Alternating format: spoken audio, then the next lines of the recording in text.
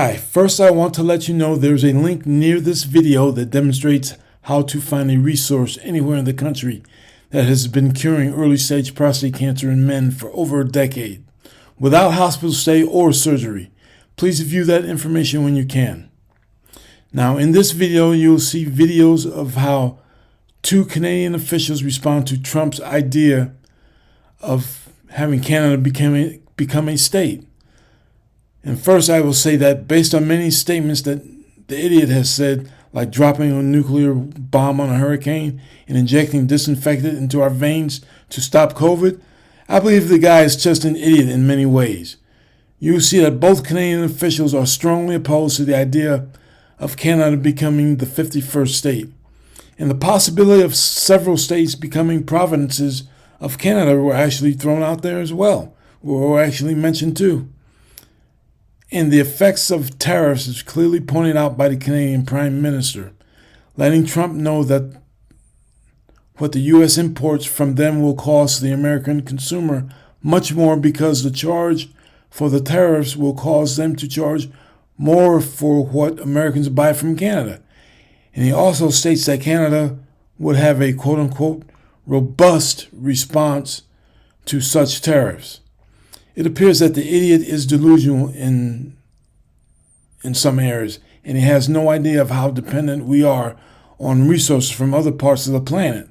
Now, America makes up less than 5% of the world's total population, yet we consume many, many times that of the planet's natural resources. Please watch this video. You may disagree with my suggestion that it's a fraught relationship, but I think some see it that way. But I think one of the reasons is because Donald Trump is, of course, going to be inaugurated in just over a week from now. He has been pushing this idea of making Canada the 51st state. I know that's not something you've taken too kindly to, but how seriously do you take that threat? I mean, let's remember, I got to work with President Trump through his first 4 years in office, and we were able to renegotiate the most important trade deal either of us have, which is the Canada-U.S. Free trade deal, in a way that was beneficial to both our countries. And I know that as a successful negotiator, he likes to keep people a little off balance. The 51st state, that's not going to happen. It's just a non-starter. Canadians are incredibly proud of being Canadian, but people are now talking about that as opposed to... See, now, in other words, what he's saying is there ain't no way that's going to happen. Canada is not going to become the 51st state in America. Talking about, for example, what the impact of 25% tariffs on steel and aluminum coming into the United States, on energy, whether it's oil and gas or electricity. I mean, no American wants to pay 25% more for electricity or oil and gas coming in from Canada. And that's something that I think people need to pay a little more attention to, and perhaps the idea of a 51st state is distracting a little bit from a very real question that will increase the cost of living for Americans and harm a trading relationship that works extremely well. It's not just Canada. He's talking about taking over Greenland and the Panama Canal, in addition to annexing Canada through economic force, as he said. Do you think is this bullying? Is it trolling? Or should we not take seriously his expansion desires? No. I think we definitely need to take that seriously. I think from my very first conversations with him way back in 2016, he told me how much he admires Canada, how much he appreciates and likes us. So I think there is a certain amount of flattery in this, that he thinks that we are as great as we are. He's right. We are great. We're also very, very proud of being Canadian. If you talk to any Canadian, you ask them to define what it is to be a Canadian, they'll talk about all sorts of different things. But one of the things we will point out is, and we're not Americans. I mean, he's been calling you the 51st governor. Do you take that as a compliment? Does that not bother you at all? How do you feel about that? I've been in politics an awfully long time. I tend to focus on the substantive things and not on, people choosing nicknames for me. I mean, if I was that thin-skinned, I probably wouldn't last that long in politics. That is fair. You did make a trip down to Mar-a-Lago, and you did meet with the former and future president. What was that like? Tell me about that conversation. It was nice to reconnect with him. Obviously, we had some good conversations about what we were going to be able to do together. He very clearly expressed what he had talked about in his tweet a few days before, that he has concerns about the border between Canada and the United States, particularly around migration and around fentanyl. I was pleased to highlight that less than 1% of the illegal migrants, less than 1% of the fentanyl that comes into the United States comes from Canada. So we're not a problem, but we're happy to, and we've actually responded to his request for us to do more with billions of dollars worth of investments to even further strengthen the security at our borders. I'm assuming he didn't bring up his intention to publicly say he was going to annex through economic means your country. It actually sort of came up at one point, and then we started musing back and forth about this. And when I started to suggest, well, maybe there could be a trade for Vermont or California for certain parts, he immediately decided that it was not that funny anymore, and we moved on to a different conversation. So this isn't out of the blue that he's doing this, but my focus has to be not on something that he's talking about that will not ever happen, but more on something that might well happen, that if he does choose to go forward with tariffs that raise the cost of just about everything for American citizens, that on top of that, we're going to have a robust response to that. I want to ask. Now, he says a robust response to that. Now, other countries if other countries have a like response to that, to tariffs, then our cost of living is just going to skyrocket. We're not going to be able to live the way that we live right now at all. And it's going to be Trump's fault. About your decision to resign, but you're staying on until the party. And now on to the next video. Here's another Canadian response to Trump throwing out the idea of Canada being a 51st state.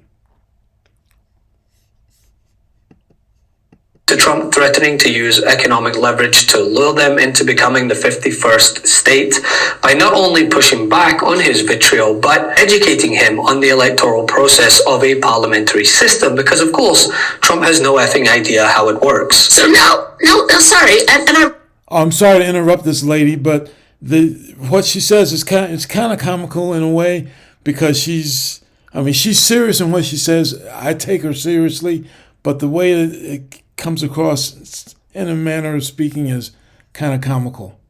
really also take offense, sorry, Mr. Trump, took offense to your idea that Pierre Poilievre wasn't good enough to lead the Conservatives. Wayne Gretzky, he's great. He is the great one. He skates to where the puck is going. It's not going to MAGA. The puck is on a Canadian ice rink. And by the way, Mr. Trump, please, before making public pronouncements that Wayne Gretzky should run for Prime Minister, give yourself or get yourself a briefing on the nature. In other words, get yourself an education, Trump. Of parliamentary democracy, a Westminster parliamentary system, and a constitutional monarchy where no one runs for Prime Minister. We have elections for members of parliament. We don't get to pick and choose among our billionaire friends for who gets a seat at the cabinet table. If they're not an elected member of parliament, well, the Canadian system is different from that of the United States of America. I suggest that Mr. Trump find one of his grandchildren's school books and look at the year 1776, which may explain a few things to him about why our systems of government are different. I don't want to belittle Mr. Trump, but on the other hand, hey, Donald, have we got a deal for you? You think we want to be the 51st state? Nah, but maybe California would like to be the 11th province. How about it? California? Oregon? Washington? Want to put a referendum to your citizens? Because this is what you deal. Have we got a deal for you? This is what you get. Free health care. Universal free health care. No more one-year-olds who suddenly fall off the Medicaid list and their parents are in the news because they're trying to do a GoFundMe so they can get their daughter to a doctor. Universal free health care. And guess what? Those gun laws that your Congress is too afraid to pass because of the national gun lobby, we already got our strict gun laws. That's why we have the safest streets around the world. Or at least in the United States, by the way, the most recent stats, 5.9 out of every 100,000 people is killed in a fatal gun incident. versus 0.88 per 100,000 in Canada. That's because we have strict gun laws. California citizens, Oregon, Washington, safer streets. Here we already have good gun laws, and women have a right to an abortion under our universal health care system. But, we don't have to stop there. Donald, think about it. You could get rid of all these states that always vote Democrat. You know what else will take Bernie Sanders off your hands? Proud new Canadian citizen of the great province of Vermont. Vermont, New Hampshire, Maine. We'd love to see you. Our maritime provinces already have deep, deep links and ties. Well, enough kidding around. But honestly, President Trump, get used to it.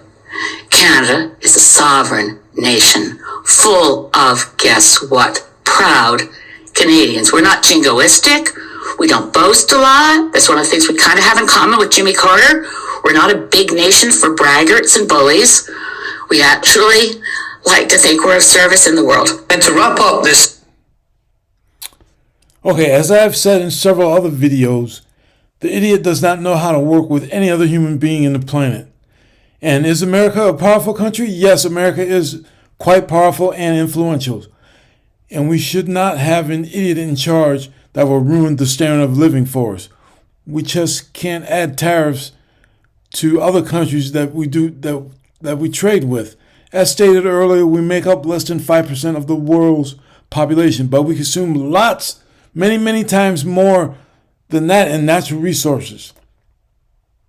And that has got to come from somewhere. When people like the idiot running the show, we won't be able to afford the way that we live now.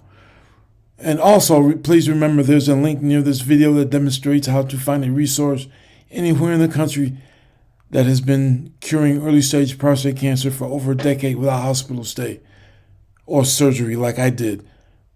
Please view that information when you can. Thank you for watching.